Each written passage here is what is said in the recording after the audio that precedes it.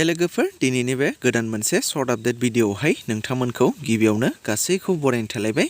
स' लोगोफोर दिनै बे भिडियोनि गेजेरजों बर'नि मोननै गोदानै फैनो गोनां मिउजिक भिडियोफोरनि सायाव सुंद'यै आपडेट लानानै फैलायबाय। स' नोंथांमोना बे मिउजिक भिडियोफोरा मा आरो सोरनि फाव खालामनायखौ नुनो मोनगोन बेफोरनि बागै आबुङै मिथिनो थाखाय भिडियोखौ जोबजासिम नायलांदो। स' गिबियावनो दङ बर'निनो लेजेन्ड एक्टर बिथां राजिब कुमार ब्रह्म बिथांमोननि फाव खालामनायाव मोनसे बाक्सा जिल्लानि सना लाबु मुंनि मोनसे गोदान बैसागु मिउजिक भिडियो फैनो थांगासिनो दङ दे लोगोफोर। आरो बे मिउजिक भिडियोआवनो गाहाय फाव खालामनायखौ नुनो मोनगोन राजिब कुमार ब्रह्म लोगोसे पुजा मुसाहारि बिथांमोनखौ। आरो मेथाइखौ रोजाबदों बर'निनो लेजेन्डारि सिंगार सुलेखा बसुमतारी बिथांजोआ आरो डाइरेक्सन एन्ड करिय'ग्राफखौ खालामदों बिग्राय बसुमतारी बिथाङा। स' लोगोफोर बिथांमोननि बे गोदानै फैनो गोनां बाक्सा जिल्लानि सना लाबु मिउजिक भिडियोनि शुटिंआ दायो सोलिगासिनो दङ दे लोगोफोर। दा बिनिखायनो नोंथांमोना नायनो थाखाय साननैसो नेनानै थाथ'दो आरो सोर नायनो थाखाय एक्साइटेड जाखो कमेन्ट खालामोब्लानो जाबाय। आरो नेक्स्ट आपडेटआव दङ भुपेन एस मिउजिक प्रडाक्सन बेनारनिफ्रायबो गोदान मोनसे बैसागु मिउजिक भिडियो फैनो थांगासिनो दङ दे लोगोफोर। आरो बे मिउजिक भिडियोआवनो फाव खालामनायखौ नुनो मोनगोन बिबेक गयारि लोगोसे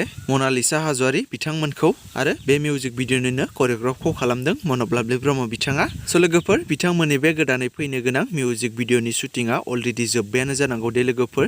दा नोंथांमोना साननैसो उनावनो बे मिउजिक भिडियोखौ भुपेन एस मिउजिक प्रडाक्सन चेनेलाव नुनो मोनसिगोन दे लोगोफोर। स' बिनिखायनो नोंथांमोना नायनो थाखाय नेना थायोब्लानो जाबाय। स' लोगोफोर बिदिब्ला दिनैनि मोननैसो सुंद' आपडेट भिडियोआ बेखिनियानोमोन। जुदि नोंथांमोना भिडियोखौ नायनानै मोजां मोनदोंब्ला लाइक खालामदो आरो बेफोरबायदिनो माखासे बर'नि फैनो गोनां मिउजिक भिडियो आरो बर' सावथुनफोरनि बागै आपडेटफोरखौ मोननो थाखाय चेनेलखौ साबस्क्राइब खालामनानै खाथिनि बेल आइकनखौबो अल प्रेस खालामना लायोब्लानो जाबाय।